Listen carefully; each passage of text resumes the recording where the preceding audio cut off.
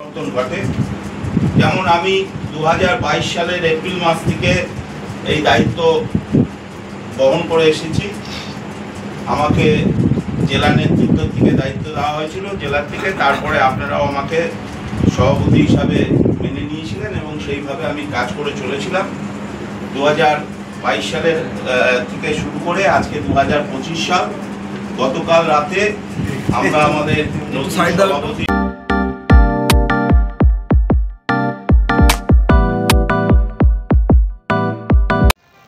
নমস্কার, সকলের সাথে সমাজের মাঝে অক্ষয় প্রতুল অকপট আছে। চারিদিকে বিজেপির মণ্ডল সভাপতি নির্বাচন চলছে। বিজেপিতে এবার তারুণ্যের উপর বেশ জোর। আজকে জানলাম সর্বোচ্চ মণ্ডল সভাপতি নির্বাচন হচ্ছে অনূর্ধ্ব 45, মানে 45 বছরের নিচে বয়স থাকতে হবে তাদের। আজও একটা বিজেপির মণ্ডল সভাপতি নির্বাচন দেখলাম। এখন বিজেপি কনফিডেন্ট তারা 2026-এ এ রাজ্যের ক্ষমতায় আসবেই। অন্যদিকে বাম কংগ্রেস তারা তো বলছেই যে একটা বায়োনারি চলছে, যতদিন কেন্দ্রে মোদী সরকার থাকবে ততদিন রাজ্যে বিজেপির তৃণমূল কংগ্রেসই ক্ষমতায় থাকবে। আবার বিজেপি বলছে তারা তৃণমূল কংগ্রেসকে সরিয়ে এবার বিরাট আকারে এ রাজ্যে ক্ষমতা আসবে। আবার তৃণমূল কংগ্রেস সুপ্রিমো আগেই বলে রেখেছেন 250 সিট নিয়ে ক্ষমতা আসবেন তারা এবার। তা 2026-এর নির্বাচনে দেখাই যাবে, নির্বাচন প্রক্রিয়ার পরেই। আর একটা জিনিস, আজ এক্ষেত্রে মফস্বলের বিজেপি নেতারা কি বললেন আপনাদের সামনে তুলে ধরছি। বিজেপির নতুন মণ্ডল সভাপতি এবং তারা চাকদা যে অঞ্চলে থাকি সেখানে। এদিকে আবার বিজেপির রাজ্য সভাপতি আজ প্রেস কনফারেন্স করে এক চাঞ্চল্যকর অভিযোগ করেছেন। পাহেলগাঁও কাণ্ডের ক্ষেত্রে পরে ভারত সরকার যে ঘোষণা করেছে যে যত পাকিস্তানি আছে তাদের দেশে ফেরত পাঠাতে হবে। এখানে ব্যারাকপুরে, আমাদের কাছেই ব্যারাকপুরে 30 বছর ধরে প্রায় পাকিস্তানি নাগরিক বিয়ে শাদী করে এখানে সংসার করছেন। তারপরেও আজকে একটা প্রেস কনফারেন্স করেছেন বিজেপি রাজ্য সভাপতি। কী অভিযোগ এনেছেন সেটাও আপনাদের শোনাবো। দেখতে থাকুন অক্ষয় প্রতুল অকপট, সকলের সাথে সমাজের মাঝে। আমাদের পাশে থাকুন, সঙ্গে থাকুন, সমালোচনা করুন, সাহায্য করুন। খুব শীঘ্রই আমরা ক্রীড়াক্ষেত্র ও স্বাস্থ্যক্ষেত্রে বিভিন্ন তথ্য সংবাদ আপনাদের সামনে তুলে ধরব। দেখতে থাকুন অক্ষয় প্রতুল অকপট, ভালো থাকুন। আর সকলের সাথে সমাজের মাঝে অক্ষয় প্রতুল অকপট আছে। আমরা এই মুহূর্তে উপস্থিত আছি চাকদহ বিজেপি পার্টি অফিসে। ভারতীয় জনতা পার্টির চাকদহ 4 নম্বর মণ্ডলের নবনির্বাচিত সভাপতি আশিস কুমার বণিকের সাথে আমরা মিলিত হচ্ছি। প্রথমে আপনাকে স্বাগত জানাই আমাদের চ্যানেলে। আপনি আজ নতুন সভাপতি হিসাবে দায়িত্ব নিলেন 4 নম্বর মণ্ডলের। দলের আগামী দিনের বিষয়ে আপনার ভাবনা কী?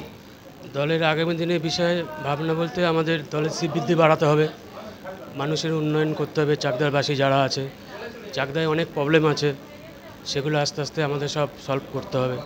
চাকদাটাকে উন্নয়নের মডেলে নিয়ে আসতে হবে, এটুকুই করা।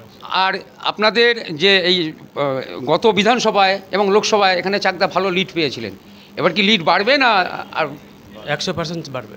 লিড বাড়ার কথা আপনি ভাবছেন? পশ্চিমবঙ্গে কি তৃণমূলই ক্ষমতায় থাকবে না বিজেপি আসবে? বিজেপি আসবে, তৃণমূল বলে কিছুই থাকবে না। আপনি কনফিডেন্ট? 100%। আমি এখন কথা বলবো প্রাক্তন সভাপতি শ্যামলবাবুর সাথে। শ্যামলবাবু, বর্তমান একটা সারা রাজ্যে এবং রাজনৈতিক মহলে একটা তোলপাড় চলছে। গত অক্ষয় তৃতীয়ার দিন মাননীয় দিলীপ ঘোষ মমতা ব্যানার্জির ডাকে আমন্ত্রিত হয়ে সস্ত্রীক দীঘার মন্দিরে, জগন্নাথদেব মন্দিরে গেছিলেন। কোথাও কোথাও দেখছি বিজেপির অভ্যন্তরে প্রকাশ্যে গণ্ডগোল চলছে, এই বিষয়ে কী বলবেন? দেখুন, এটা যে যার মানুষ যেরকম তার ভাবনার মধ্যে থাকে সেরকম ভাবনার মধ্যে থাকে। দিলীপ ঘোষ ভেবেছে যে ওইখানে একটা মন্দির উদ্বোধন হচ্ছে, সেখানে তার ব্যক্তি স্বাধীনতা রয়েছে, সে সদ্য বিবাহিত, তার স্ত্রীকে নিয়ে সে আমন্ত্রিত হয়েছিল পশ্চিমবঙ্গ সরকার দ্বারা, সে আমন্ত্রণ রক্ষার জন্য সে গেছে। এটা আমি খুব একটা দোষের আমি মনে করি না। মমতা ব্যানার্জি বলেছেন এবার 2026-এর নির্বাচনে প্রায় 250 সিট নিয়ে ক্ষমতায় আসবে। সেটা বিজেপি, আপনারা বলছেন আপনারা ক্ষমতা আসবেন, কী করে আসবে? মূর্খের স্বর্গে বাস করছে আমাদের মুখ্যমন্ত্রী। তার কারণ হিন্দুত্ব আজকে একত্রিত হয়েছে। আগামী 26-এর নির্বাচনে মমতা ব্যানার্জি বুঝতে পারবে কত ধানে কত চাল। আজকে সারা পশ্চিমবঙ্গ জুড়ে যেভাবে দুধের গাইদের উস্কে দিয়ে মানে মানুষ খুন করার যে রাজনীতি উনি করছে, এর যোগ্য জবাব আগামী দিনে সনাতনীরা দেবে ভোট বাক্সে। কিন্তু 31%-এর বেশি ভোট একদিকে আছে, 70%-এর কিছু কম ভোট একদিকে আছে। সে ভোট যদি 3 ভাগ হয়ে যায়, বিজেপি কীভাবে ক্ষমতা? আশা করি 3 ভাগ হবে না। সিপিএমের 39% ভোট ছিল, সেটা 19%-এ চলে এসছে। আগামী দিনে 10% আসলে 9% আমাদের মধ্যে ঢুকবে, এটাই আমরা আশা করি। কারণ তারাও হিন্দু। আজকে যে সিপিএমে যারা ভোট দিচ্ছেন বা সিপিএমে বামপন্থী মনোভাবাপন্ন যারা আছেন, তারাও বুঝবেন তাদেরও তো রক্ষা নেই, তাদের ওপরেও আক্রমণ করছে একটা হিংস্র রাজনৈতিক দল এই তৃণমূল কংগ্রেস। তাই সিপিএম যারা করেন বামপন্থী, আগামী দিনে আন্দোলন তারা করবেন, নিশ্চয়ই করবেন, কিন্তু এই সরকারকে পতন ঘটানোর পর। কারণ এই সরকার থাকতে কোনো রকম আন্দোলন করতে পারছে না। আজকে সুপ্রিম কোর্টে রাজ্য সরকার এবং এসএসসি এবং মধ্যশিক্ষা পর্ষদ থেকে রিভিউ পিটিশন করেছে 26,000 যাদের চাকরি চলে গেছে। যে কথা মমতা ব্যানার্জি এবং তৃণমূল কংগ্রেস বলেছিল, এই চাকরি চলে যাওয়ার পেছনে সুপ্রিম কোর্ট বলেছে প্রাতিষ্ঠানিক দুর্নীতি, কিন্তু মমতা ব্যানার্জি এবং তৃণমূল কংগ্রেস বারবার বলছে এই চাকরি চলে যাওয়ার পেছনে বিজেপি এবং সিপিএম দায়ী। যেখানে পরীক্ষা হওয়ার পরে তার রেজাল্ট ওএমআর সিট, সেই সিট যদি এখন খোঁজা যায়, তদন্ত করুক।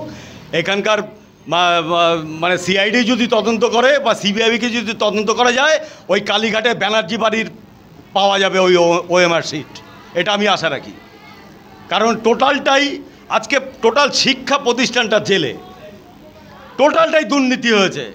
আজকে ওএমআর সিটটা দিচ্ছে না শুধুমাত্র এক কারণে, যে ওএমআর সিট যদি প্রকাশ করা হয় তাহলে যোগ্য প্রার্থী যারা রয়েছে, তারা চাকরিতে যারা রয়েছে এবং দুর্নীতিবাদ যারা টাকা দিয়ে ওই তৃণমূল নেতাদের ঘুষ দিয়ে যারা চাকরি পেয়েছে, তাদেরটা আলাদা হয়ে যাবে।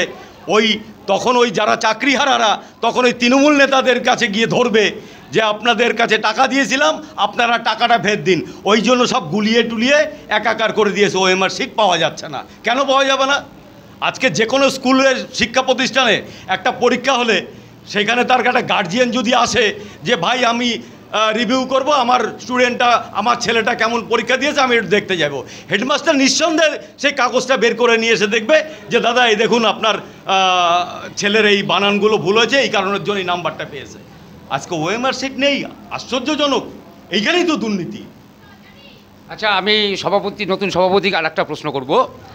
এমএলএ এমপি আমাদের এই অঞ্চলের বিজেপির, চাকদার বাসস্ট্যান্ড থেকে চৌরাস্তা পর্যন্ত মানুষের দুর্বিষহ অবস্থা। 1 ফোঁটা বৃষ্টি হলে, গত পরশুদিন বৃষ্টি হয়েছিল 1 হাঁটু জল।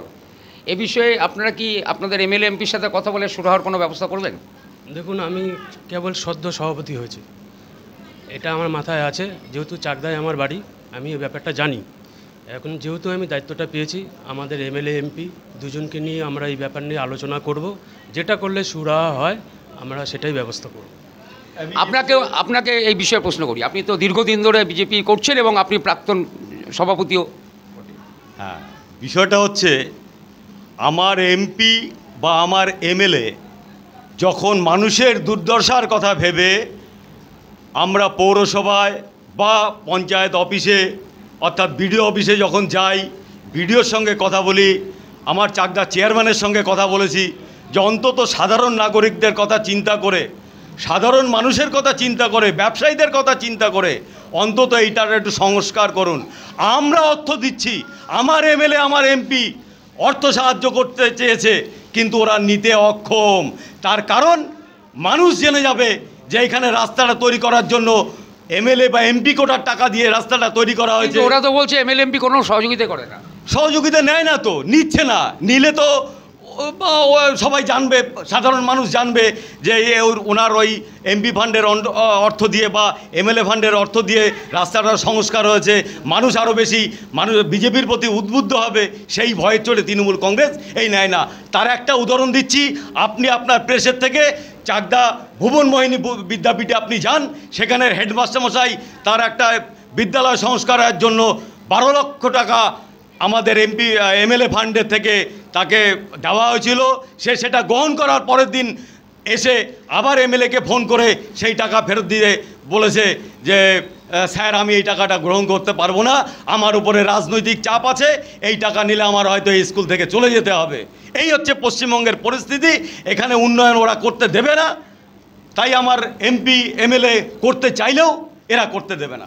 তাহলে এই সমস্যা তো সমাধান করতে গেলে তো পৌরসভা পঞ্চায়েতে তো বিজেপির ক্ষমতায় আসা দরকার। আমরা 2026 সালে এখানে পশ্চিমবঙ্গের যে ট্র্যাডিশন চলছে, যে পশ্চিমবাংলায় যারা ক্ষমতায় থাকে সেই ক্ষমতার পরে পঞ্চায়েত পৌর নির্বাচন এরা জনগণকে বিশ্বাস করে না, জনগণের রায় এরা নেয় না, এরা জোর জবরদস্তি করে বুথের সামনে দাঁড়িয়ে ভোট করায়। আমরা আগামী দিনে 26-এ ক্ষমতায় আসার পরে সুষ্ঠু পৌর নির্বাচন করে দেখাবো, সাধারণ জনগণকে বুথমুখী করাবো। তাতে আমরা জিতি বা না জিতি, অন্তত মানুষ 5 বছরে অন্তত নিশ্চিন্ত মনে নিজেদের রায়ের ওপরে ভোট দেবে, এই বিশ্বাস আমরা রাখি এবং এই বিশ্বাসের ওপরেই আগামী বিজেপি ক্ষমতায় আসবে।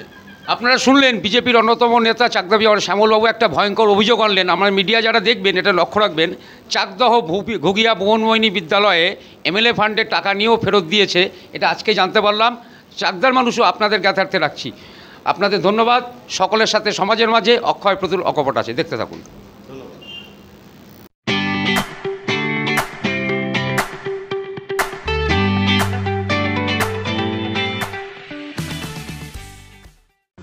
আপনারা জানেন যে গত 22 তারিখে পেহেলগাঁওয়ে যে বর্বরোচিত আক্রমণ হয়েছে এবং যেখানে হিন্দু বেছে বেছে তাদেরকে মারা হয়েছে, তার প্রতিবাদে ভারত সরকারের হোম মিনিস্ট্রি 25শে এপ্রিল একটি নোটিফিকেশন বের করে। এই নোটিফিকেশন সমস্ত রাজ্য সরকারকে পাঠানো হয়। এই নোটিফিকেশনের মূল বক্তব্য ছিল যে এই 22শে এপ্রিল যে ঘটনা ঘটেছে, বর্বরোচিত আক্রমণ ঘটেছে, তার পরিপ্রেক্ষিতে পাকিস্তানের নাগরিক যারা ভারতবর্ষের মধ্যে আছেন তাদেরকে ফেরত পাঠানোর জন্য বলা হয়। ভারত সরকার 22 তারিখে যে বর্বরোচিত আক্রমণ হয়েছে সেই বর্বরোচিত আক্রমণের প্রতিবাদে বা তার উপযুক্ত ন্যায়ের ব্যবস্থা করার জন্য অনেকগুলো পদক্ষেপ নিয়েছে। তার মধ্যে অন্যতম একটি হচ্ছে সিন্ধু জল চুক্তি বাতিল করা, যা ভারতের প্রথম প্রধানমন্ত্রী জওয়াহরলাল নেহরুর সময় স্বাক্ষরিত হয়েছিল। পাকিস্তানি যারা এসেছেন সার্ক ভিসার মাধ্যমে তাদের ভিসা বাতিল করা, এবং আমরা তারপরে জানতে পারলাম যে গোটা ভারতবর্ষে কতজন পাকিস্তানি নাগরিক তারা এসে বছরের পর বছর ভারতবর্ষে থেকে গেছে। পশ্চিমবঙ্গ সরকার এর বিরুদ্ধে এখনো পর্যন্ত সেইভাবে উপযুক্ত পদক্ষেপ নেয়নি। গতকাল আমরা খবরে মিডিয়ার মাধ্যমে জানতে পেরেছি ব্যারাকপুর এলাকা থেকে একজন মহিলাকে নাকি পুলিশ গ্রেপ্তার করেছে পাকিস্তানি নাগরিক হিসাবে। ভাবুন ভারতবর্ষের অবস্থা। 30 বছর ধরে সেই মহিলা পশ্চিমবঙ্গে বিয়ে করে ঘর সংসার করছে, তার আশেপাশের লোকজন সরকার কেউ জানেই না যে সে পাকিস্তানি নাগরিক। এখন তাকে পাকিস্তান ফেরত পাঠানোর জন্য, ডিপোর্ট করার জন্য রাজ্য সরকারি পুলিশ তাকে গ্রেপ্তার করেছে এবং তারপরে হয়তো তাকে পাঠানোর জন্য ব্যবস্থা হবে। কিন্তু পশ্চিমবঙ্গ সরকারের এই যে এত স্লো, এতদিনে একজন, আমরা জানি না কত পাকিস্তানি আছে, যেখানে জম্মু কাশ্মীরের মতো এত বৃহৎ মুসলিম সংখ্যাগরিষ্ঠ রাজ্য, তাতে পর্যন্ত কিন্তু সেখানকার রাজ্য সরকার পাকিস্তানি নাগরিক কারা আছেন তাদের চিহ্নিতকরণ এবং তাদেরকে ফেরত পাঠানো। আপনারা দেখেছেন বেশ কয়েকটি উদাহরণ আমাদের সামনে এসেছে। পাকিস্তানি নাগরিক, তার বিয়ে হয়েছে পাকিস্তানে, সেই মহিলা জম্মু কাশ্মীরের মহিলা, সে তার ছেলে মেয়ে 5 ছেলে মেয়ে নিয়ে ভারতবর্ষে থেকে গেছে, অথচ তার স্বামী পাকিস্তানি। হিসেব মতো তার নাগরিকত্ব চেঞ্জ হয়ে পাকিস্তানি নাগরিকত্ব হয়েছে নিয়ম অনুসারে এবং তার পাকিস্তানে যাওয়ার কথা, কিন্তু সে এত বছর ধরে চুপচাপ জম্মু কাশ্মীরে বসে জনসংখ্যা জিহাদ চালিয়ে যাচ্ছে।